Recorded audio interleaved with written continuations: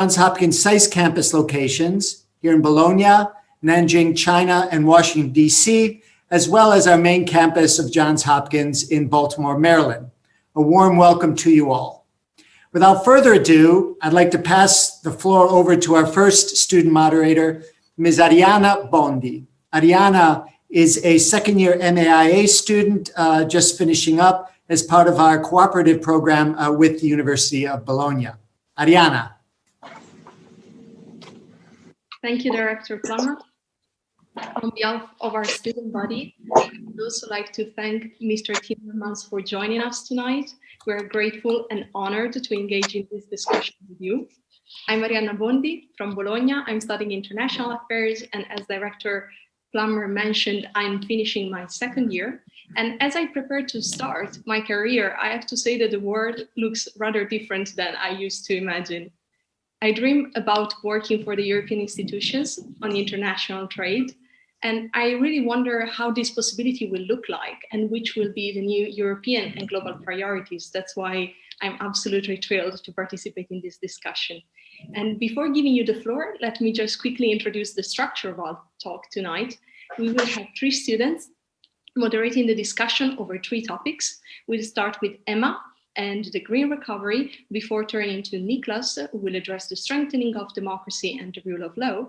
And finally, Zoe will ask some questions about future scenarios after COVID-19.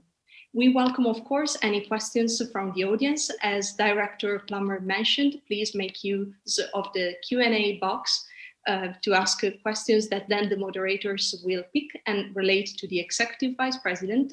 Please also indicate your name and affiliation. And we apologize in advance if not all the questions are going to be addressed, but please do send them all in order to contribute to the discussion. And now, let's go no further. It is with great pleasure that I give the floor to the Executive Vice President, Mr. Timmermans. Would you have any opening remarks before we start with the first topic? Sure, but I'll keep them very brief because I know you must have a lot of questions, and I'll try and answer your questions. The only thing I want to say is this. We were already in the middle of an industrial revolution. We were already faced with an existential challenge, which is the climate crisis. We're already faced with international relations that are really being rewritten as we speak. And now we are confronted with a pandemic that has really disrupted the world's economy and also has confronted us as human beings with our weaknesses, with our mortality, also with our strengths and our resilience. So the only thing I have, the message for you and your generation, my kids' generation, to get out of this mess, we will have to tap into the future. We will have to make sure we have the resilience, we have the funds to get our economy going again. Now, this will be on your shoulders more than on mine or my generations. So it is of vital interest that you take an interest in this, an active participation, and that you correct things if you don't believe they're going in the right direction. This will be on your shoulders, so we better get it right. And getting it right for me is to make sure we don't use the money we can muster to invest in the 20th century economy. These are going to be assets that are going to be lost, and that we will not have the assets to transform our society and economy to be resilient and sustainable. And then it will be on your shoulders. You will have an extra burden and you will have no results. So I hope you become very militant and make sure that we make the right decisions going in the right directions. And about that and many other things, I'm more than happy to talk to you tonight. Thank you. That is a heavy burden to put on our shoulders, and we hope to take it on board very enthusiastically. As Arianna and Director Plummer have said, thank you so much for joining us today, Mr. Timmermans. I'm Emma Slater, a first-year student from the UK, studying international relations and economics at SAIS, with a focus on European integration, transnational advocacy, and international development. And I will start the discussion today on the topic of a green recovery. For the Zoom watchers, please post any questions you have in the Q&A box for the discussion. Over the past few months in the lockdown, many of us have been inspired, despite the challenges, by the unprecedented and much needed reduction in CO2 emissions pollution globally. But now I worry, as large polluters like oil and gas companies, like the airlines, turn to national governments and the ECB for bailouts, we risk returning to damaging old patterns of consumption and pollution. In this crisis, we have a rare opportunity to renegotiate and implement restrictions on emissions and a phase out of fossil fuel subsidies. However, as many of these businesses are also embedded in our communities, Mr. Timmermans, what do you believe are the best approaches to ensure a green recovery is prioritized and enacted and that employment is protected? I think you'll agree with me that for many people, no, let me start differently. Why do we have a Green Deal? Because we had massive support from the population across the European Union to do something about the climate crisis. Otherwise, there would be no Green Deal. That was on the top of the list of priorities of most Europeans, leading up to the European elections and afterwards. Without any doubt, that's no longer on the top of their priority list. If you're struggling to keep your job, if you're struggling to stay healthy, or if you're dealing with sadness in your family because of loss, it's not the climate crisis that's going to be on the top of your list. However, the climate crisis is still upon us. So I think the big challenge will now be, how do you rekindle the broader feeling in society that we cannot treat the dealing with the climate crisis as a luxury on top of the recovery of our from the economic crisis. So because we need public support to do what we're doing. So I think we have a huge task in explaining that we only get one shot at recovery because of the, we have an investment gap of more than $1 trillion of private investment. Taxes will go down, so public investment will also be limited. We need to mobilize everything we can to be able to invest, to recover. But if we do not do that in the green way, then we will lose that money completely. And this is something we need to explain.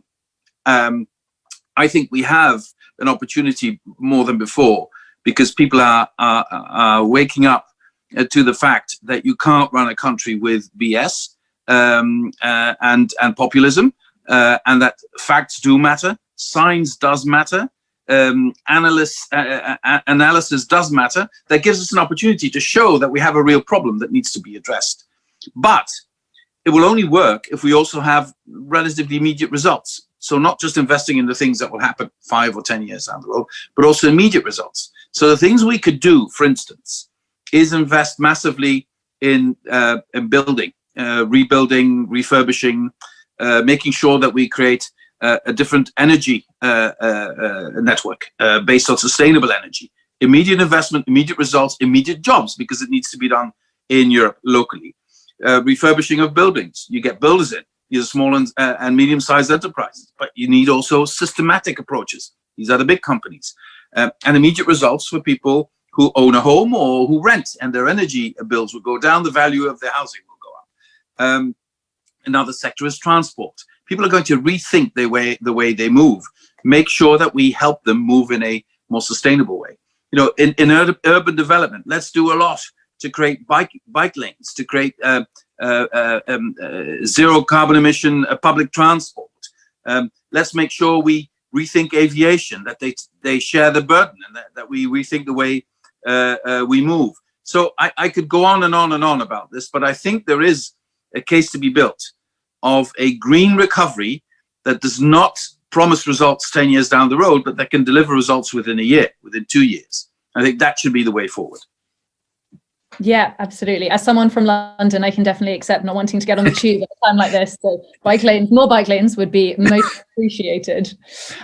So I've got another question, somewhat related, from Tim Hildebrandt, who is from the Hertie School of Governance and is a former SAIS exchange student. In light of the global economic crises, how do we ensure both Eastern European states and other coal-heavy countries also do not misuse coal as a competitive advantage to boost their economic recovery?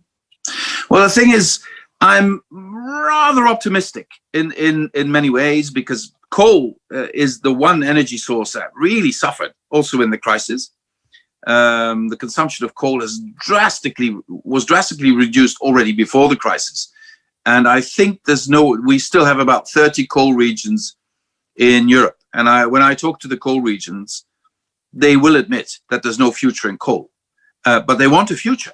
So we need to help those regions to develop different futures, to develop a different economy, to develop different jobs, to reskill people there. So I think that is what we need to do. The one thing I worry about is how we deal with fossil fuels, other than coal, and especially oil and shale gas and things like that. There I see an interesting development in the industry itself. They just make the calculation, you know, being sustainable is just a smart economic thing. It's not just the right thing to do, it's also the profitable thing to do in the long run. So I'm rather more optimistic about our opportunity to make this transformation happen. But that also means that we have to be extremely careful where we invest the money, and also means that we have to be careful that investment capacity and taxation does not facilitate staying in fossil fuels, but facilitates the transition to sustainable fuels, which, by the way, it's selling itself. It's cheaper now to have wind energy. Well, now, of course, with no demand of oil, there's a temporary slump in prices, but it's still cheaper to have a sustainable energy. But we need also storage facilities. We need to invest in hydrogen as a storage commodity and also as a fuel. We need to create infrastructure for that. And then step by step, away from oil, into natural gas, and then from natural gas to synthetic fuels, or to green gases such as hydrogen. Absolutely. You spoke about the investment and making sure that we put investment in the right places. I have a question from Raquel Gianfranchi. To what extent are EU green recovery policies coordinated with the European Central Bank? Well, we coordinate a lot with the European Investment Bank. And the central bank is of course independent in its choices, but I can only be enthusiastic about what the central bank has said about where they see the opportunities. And by the way, it's not just the European Central Bank or the European Investment Bank. Just go and talk to the private financial sector, and they will all tell you, given the narrow availability of capital in the foreseeable future, the wise thing to do is to invest in something that has long-term revenue, and that takes us into a carbon neutral or a climate neutral future. So I think the signs are good mid-term, long-term. The threat I see is short-term panic. So if people start becoming unemployed, politicians starting to throw money at things that they think they need to do, whereas they're just wasting the money because they're creating lost assets by investing in the wrong direction. But I think if we listen carefully to what's happening in the markets, if we listen carefully to the central banks, not just the ECB, and to the financial sector, you can hear that, and huge investors, by the way, you can hear that they've woken up and smelled the coffee. Yeah, there does seem to be a generational shift, which is very comforting. So I have another question from one of my colleagues, Charlie Laurie, who is studying environment, energy and resources at SAIS. His question is about green diplomacy and taking the European Green Deal beyond Europe's shores. How is the European Commission proposing to do this? And how does this sit alongside Europe's energy security of supply? Well, first of all, I hope we can convince the country you know best to stick to its commitment in terms of climate neutrality, to embrace the idea of an emissions trading system also outside of the European Union, and to join us in preparation of the Glasgow summit to convince other parts of the world to go in the same direction. Now, other parts of the world will need different things. First of all, I'm not sure I should be saying this, but I'll say it anyway. Let's cross our fingers for next November in the United States. And secondly, let's see how we can convince the Chinese to come off the fence. I think they'll be okay in the long run in terms of their energy mix.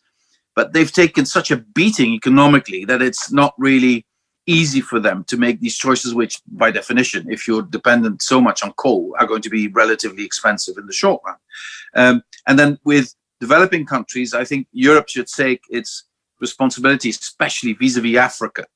And there we have to make a commitment, a credible commitment, substantial commitment to helping African countries in adaptation, because adaptation is not the most popular thing, because adaptation is sort of a recognition that there's already a lot of harm that needs to be addressed through climate change, but we need to do it in adaptation, but also in smart electrification. I think there's a huge wish in Africa to electrify their energy resources, and there's also a huge wish to try and do this in a climate neutral way.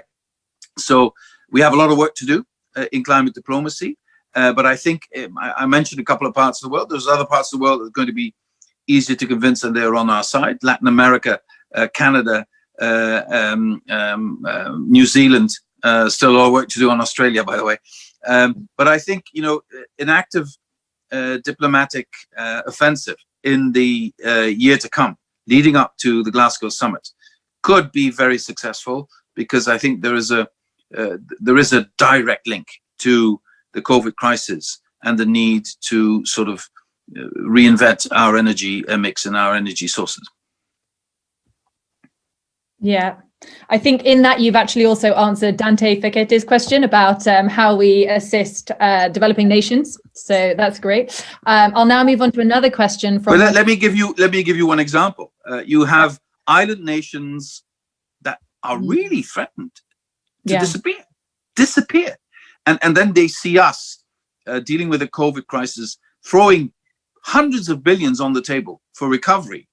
And then they say, wait a minute, you don't even have a couple of millions for our survival. How can we understand this? If you're serious about helping us adapt to the new realities, put the money on the table. I think they have a fair point. Yeah, absolutely. As a question of nationhood and citizenship for people, if your country goes under, is a difficult question. So I have probably one last question, possibly two.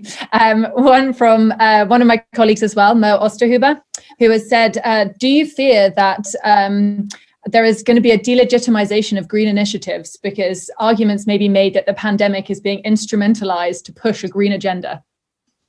Well, I think, frankly, how can you instrumentalize a green agenda if you rationally can analyze the climate crisis?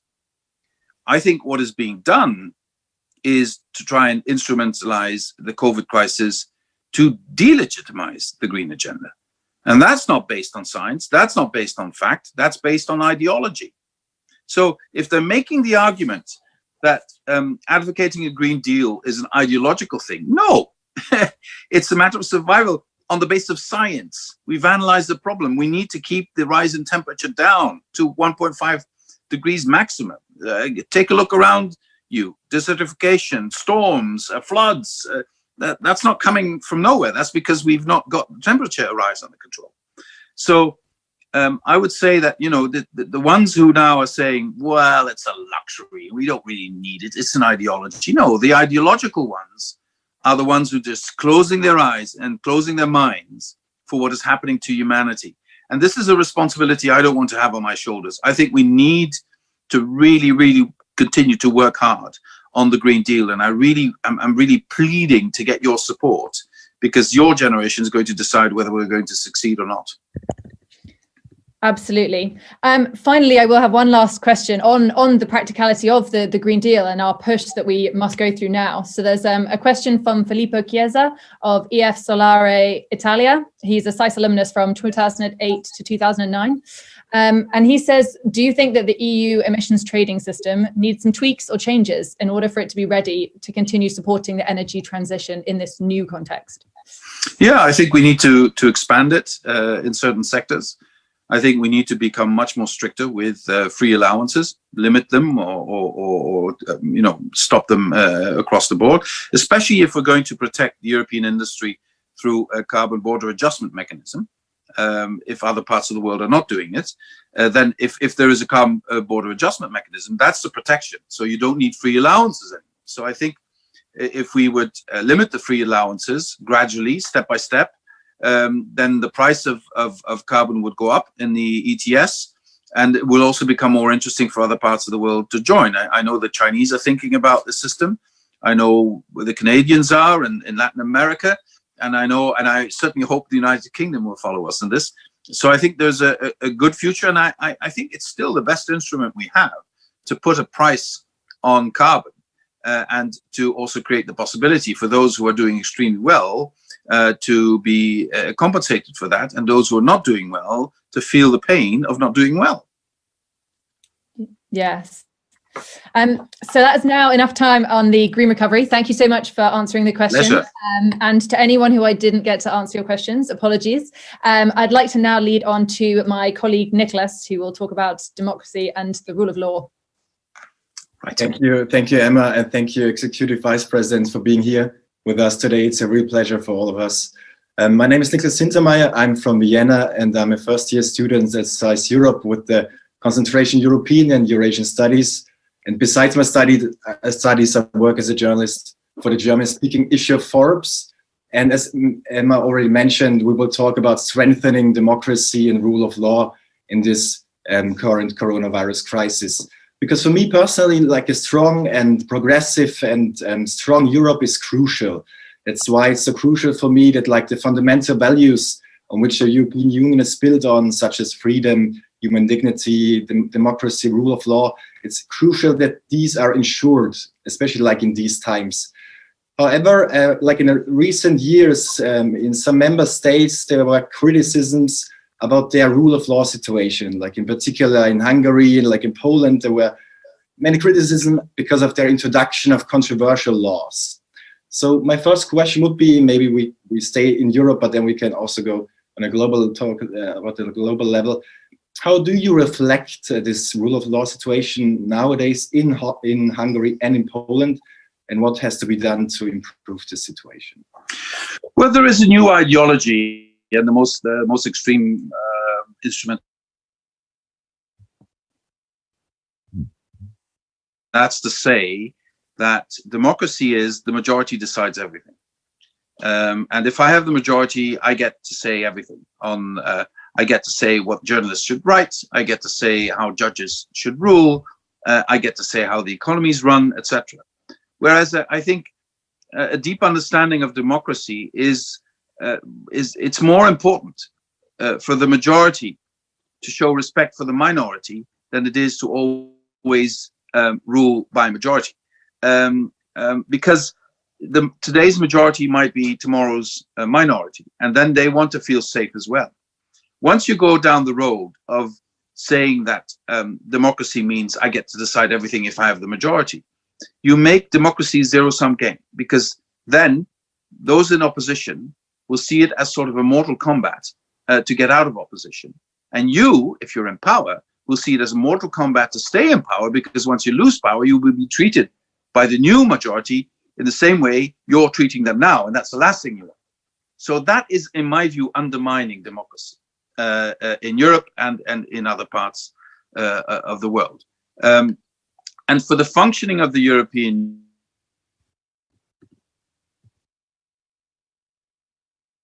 was essential.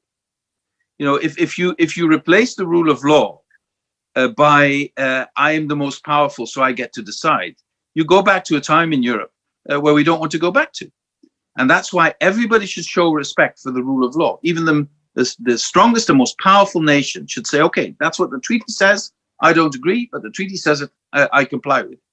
And the only ones who can judge that are independent judges. And I want to illustrate why this is, very briefly, why this is so important in Europe. For the EU to function, we need a uniform interpretation of EU law. Since EU law is very often decided in Brussels with the Council and the European Parliament, but then has to be transposed into national legislation, we need to be sure that that national legislation ensures a uniform application of that EU law. Who's to judge whether that's happening? That is the national judge. A national judge in that sense is also a European judge. And if that national judge isn't sure about the interpretation, the national judge should be able to go directly to the European Court of Justice, and the European Court of Justice will tell the national judge how to interpret that European legislation. That's how we make sure EU law is applied in the same way across the European Union. If you then make a judge subservient to a minister or a government, then the government will tell him how to judge, and we no longer know whether there is an independent check about the application of EU law. So then the internal market can't function, investors aren't sure, etc., etc. So this is why it is so, apart from the things we were talking about before, how you see democracy, it is also for the functioning of the European Union essential that we have independent judges. Now, the one thing I wanted also to mention, because I keep banging on about your generation, I can't help myself. One thing I'm also worried about is that in the younger generation, I saw again a study today, the attraction to autocratic politics has increased. So 44% of young Europeans seem to think that to solve today's problem, autocracy might be a better solution than democracy. That really gets me worried. And I'm with Churchill on this. Democracy is probably the worst form of statehood, with the exception of all others that were tried. And I think we have a huge duty to defend and revitalize our democracy, because once we lose that, it will be dog eat dog again, the European Union. And we've tried that for centuries, and it never worked without wars. Very interesting. I haven't received any questions now, so I will ask you one question. You mentioned that more and more people, especially like the younger generations, in favor of autocratic systems, or like, what should the European Union do to really say, okay, our best system, so to say, is like the democratic system where everyone has its say in, like, with various opinions? Well, I think it's not just the European Union. I think national systems have the same problem. We've had so many crises, and then we're in the middle of an industrial revolution as well. Then there's a climate crisis. So there is a level of insecurity in our society that is quite unprecedented in the last decades, and this has created, especially after the last crises, in two large parts of the population, the feeling it's not about me. They don't care about me. If we want democracy to revive, to be stronger, we have to show that we leave no one behind.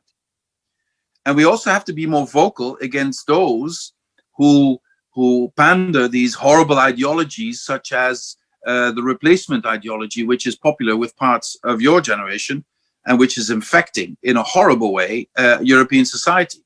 So if you believe in this replacement theory, which means Jews will replace us, or they're getting migrants from Muslim countries to replace us, etc., then your survival becomes an existential thing, depending on the not being present of different people in Europe.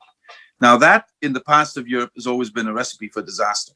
So if we start seeing somebody who is different as a threat to our survival, then we will want them removed from society. And I think this is where Europe is in touch with its absolute darkest angels.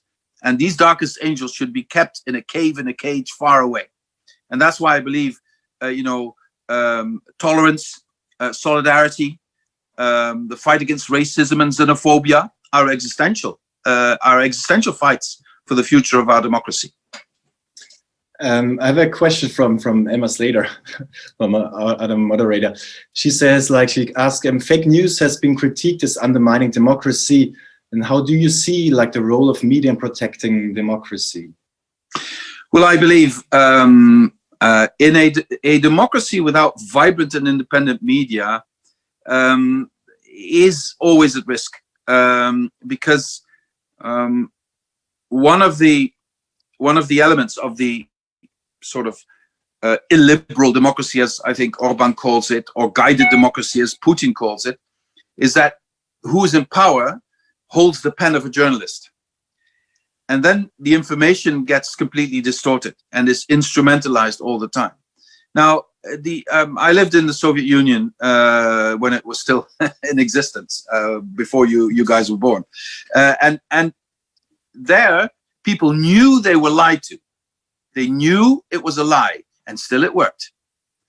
That's the interesting thing about lies and propaganda. You know you're being lied to, but still it works. And that I find in a society like ours, with all our differences, extremely dangerous. And then, of course, if you polarize society, as is being done by many populists, so your political adversary is no longer your adversary, but your mortal enemy. and you can get your supporters to believe that, then you can say anything or do anything, but they will still support you because you are the one protecting them from existential threats.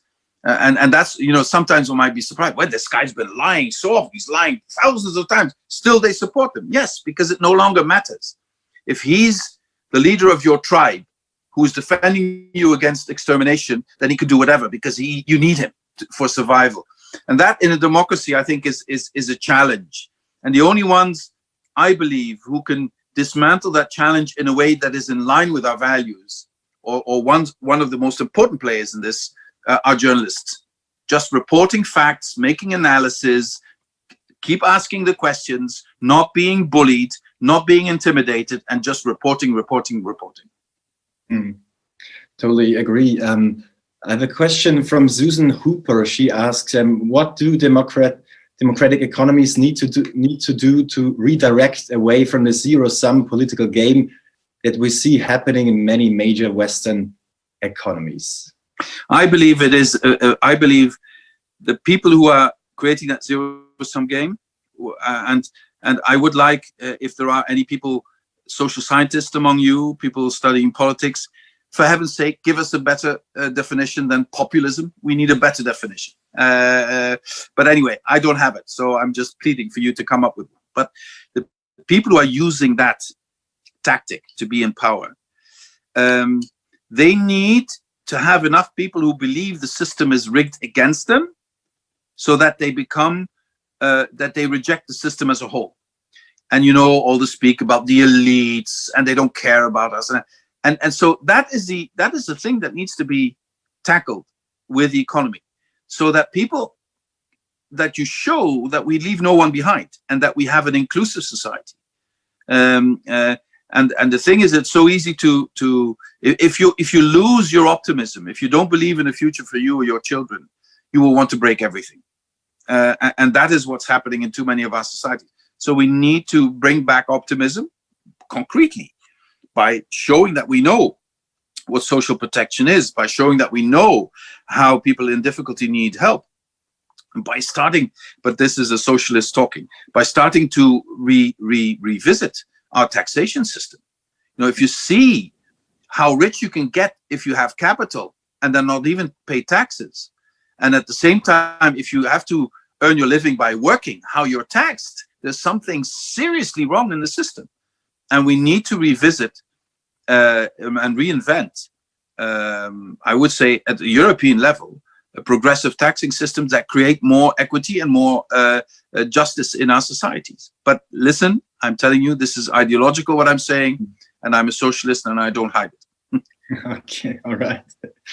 Maybe as a last question, it's from David Heimberger. He's a SAIS he was a SAIS student 2 years ago, and he asked, you mentioned both the threat to uniform interpretation coming from judicial systems with reduced independence, and the threat from the appeal of non-democratic governance. How does the European Union then best balance responses to national judicial systems that argue they safeguard democratic protection, but in so doing may undercut uniform interpretation? I think he also refers to the German Constitutional Court decision. Well, I think, you know, coming from the European Commission, in any legal system, if the final judge has spoken the final ruling, that's the end of the matter. And I don't know of any legal system where a lower judge can just say, well, I don't really like this judgment of the higher judge, I second guess it. That never happens. And the whole European structure is built on the fact that the Court of Justice in Luxembourg has the final say, and that the primacy of EU law in the national systems is a long established principle by also the Court of Justice in many rulings in the past. And if we then give up on that, then we don't have a European legal order anymore. So this is a fundamental point in Europe's legal order.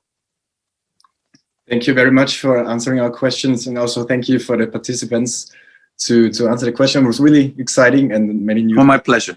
My pleasure. I give the floor to Zoe Strauss, who will ask you about the last topic. Thank you very much, Nikki. And thank you, Mr. Timmermans, for being here today with us. I'm Zoe Strauss. I'm studying international political economy at SAIS, and I have a particular interest for the intersection between regulations and cutting-edge technologies such as AI. And we'll now turn already to our final topic of this discussion, which is anticipating the world post-COVID-19. And again, for all of you who are listening to this conversation on Zoom, please do send questions about any kind of topic in the Q&A box so we can have an interactive discussion. So, as students, our expectations about the future have mostly changed for the worse over the past couple of months. Personally, I think we're heading for a much more individualistic society whose dependency of technologies will only increase at an even faster and more invasive way through, for example, more remote working. And I suspect that the protection of privacy of online users in all of this will be somewhere at the bottom of the list of priorities or very hard to implement in practice. But given that the crisis can be an opportunity to push for controversial policies or accelerate trends that were already developing under the normal circumstances, how can we ensure that the little privacy that we still have today does not disappear completely in the aftermath of this crisis? Well, first of all, as I said before, Ms. Strauss, we're in the middle of an industrial revolution, and it's happening. And it's a technology that is, it's also a revolution that's happening at breakneck speed, and it's affecting every living being on this planet. And that's the first time in human history. Usually it was more gradual and affected parts of the world and then the rest. Now it's affecting everyone. And, as you said, in some areas, it's mind-boggling. We still don't really understand the consequences. If you have artificial intelligence that is able to develop further and further a form of self-awareness, what does that mean? Just think about this for 10 minutes. What does that mean? Does it then, if a machine has more self-awareness than 90% of the animal kingdom, is that machine then inhibited also with rights or not? And then if that self-awareness develops in a certain direction, what right do we have to regulate or to control, etc.? These are mind-boggling questions that will confront us. But I'm slightly more optimistic than you seem to be. I think the COVID crisis has also proven to us that we need each other. Where would we be without the doctors and the nurses now? Where would we be without the people bringing us the food or assuring essential services? And they don't just do that because it's their job. They do that because they're committed to society. So that it could give us a boost of togetherness, of feeling of community, of society, that could counterbalance this huge streak of individualism that we also see. But we will have to come to terms with these new developments I would say, in a form of debate and legal order that needs a global approach. And I believe that sometimes in Europe we give the good example. I think, we were heavily criticized for GDPR as we made it. I was myself one of the architects of it, heavily criticized. And then people were a bit burdened by the fact that they had to go through all their relations online to check whether it was in line.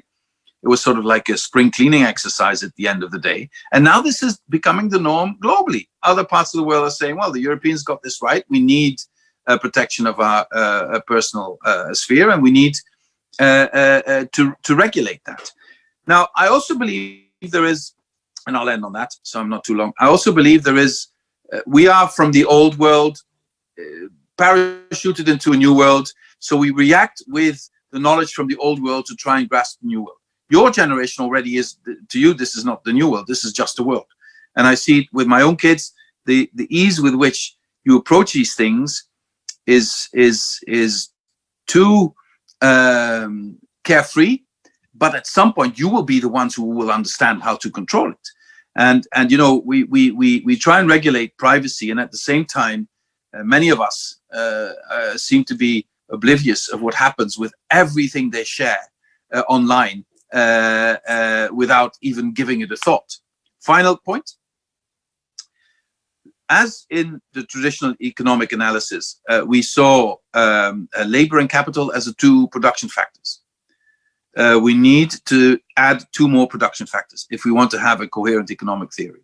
So it's labor, it's capital, it's data, and it's nature. If we approach economic theory and economic projection from those four essential production factors, which have a relationship to each other, then we will start finding solutions. Because citizens, you and I, everyone, is giving away billions worth of data to tech companies who are then marketing what you're giving them for free and not recompensing you for that. If you understand that this is one of your production factors, you don't go work somewhere without being paid, do you? Well, unless you're a volunteer, but normally people work and get paid for their labor. If you give data, you should get paid if you want for what you're giving, because other people are making a profit. If you use nature, the price of the use of nature should be calculated in our economic model. So I think let's look at this from the perspective of four production factors, and that might help us understand the intricacies of what we need to deal with at a global scale. Yeah, no. Although with the big tech companies, again, it seems a bit too little, too late. But we can regulate them, and you know, this is, I've started this discussion with them 4 or 5 years ago, together with at the time Justin Trudeau, who was still in the opposition in Canada and later became Prime Minister. And we talked to them, and they were ultra-libertarians, saying, well, government should stay out, we regulate it ourselves. And I told them, and I keep telling them, if you are perceived as a threat to people, and this is going to happen, you will be regulated. And if you're not part of helping us get it right, you will be regulated badly. But any public authority, if the citizens are seen as threatened, a public authority has an obligation to act. But you're unaware, you don't know what to do. And well, help us then understand it. But there has to be regulation. And there has to be bloody taxation. These guys aren't taxed. You know, everybody's taxed. You know, the corner shop is taxed, but they're not taxed. That's unacceptable.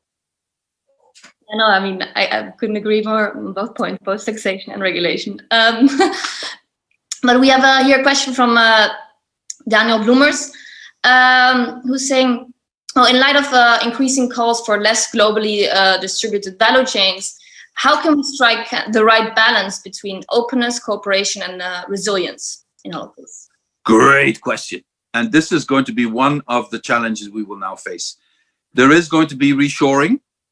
There is going to be regional resilience more. That's going to happen. And it's our task to make it happen, because I think it's needed. That's what the COVID crisis also taught us. But at the same time, we need to make sure it doesn't drive us into protectionism. So I think the way we do trade is going to change. And that is to increase our resilience, but not to close our borders. And that's a fine line. It's going to be very complicated, but this is the line we will have to find. Yeah, no, especially, of course, for the EU, that's the break point. Yeah, but others will do the same. There will be, you know, you've seen of the present American administration very, very coarse and very blunt attempts at reshoring. So because they were so blunt and they led to conflict, they were very often dismissed. But the thinking behind it is not entirely wrong. I think this is something we will need to look at. And the fact, you know, what I would like to say in addition to that, then they start blaming the Chinese for producing in China. And I'm saying, who went to China? It's not the Chinese that forced us to go. It was the big companies that thought they could produce cheaper in China, and that's why they went to China. So if you want to blame someone, blame the companies and make them reshore. Yeah, no, true. I have a question here from Kurt. A question that I have a particular interest in too. How could you comment on the apparent lack of a joint European approach to the COVID-19 crisis? He's mentioning conflicting policies cross borders, impose export bans, and yeah, maybe bring it to a broader question. How is this COVID-19 really threatening the European project? Well, I think, you know, I have some understanding, because healthcare issues, member states never thought to pull that on the European level. This was really seen as national policies. So if there's a healthcare emergency, countries just sort of try and solve it on their own. And this led initially to the closing of borders, but I think we were able to rectify that by creating green lanes so that European citizens could receive the goods they need from other countries as well. I think there is an increasing understanding that we can only get out of this if we stick together as Europeans. I also believe that countries are learning from each other. You see it. Some are saying, "Do we need facial protection or not? And then they're looking at each other and learning." So I think that's also positive. But I think you could be negative about this. But what I also on a global scale, what we could say as Europeans, nobody went broke because they needed to go to hospital. Our social systems and protection systems kicked in. Of course, they're under strain, but they kicked in. Nobody was thrown into the streets. Of course, we still be facing a lot of things, but the fact that our social model was able to, it's under strain and it's hurting, but it's still standing. And I think this is something that is also something we can show to the rest of the world. There is a lot of merit in basing your society on solidarity, on creating social systems that protect the weak, on making sure that people don't become unemployed overnight, on making sure that we can invest in our health systems, and we need to invest in our health systems to create more resilience. So it also gives me a bit of optimism that we are able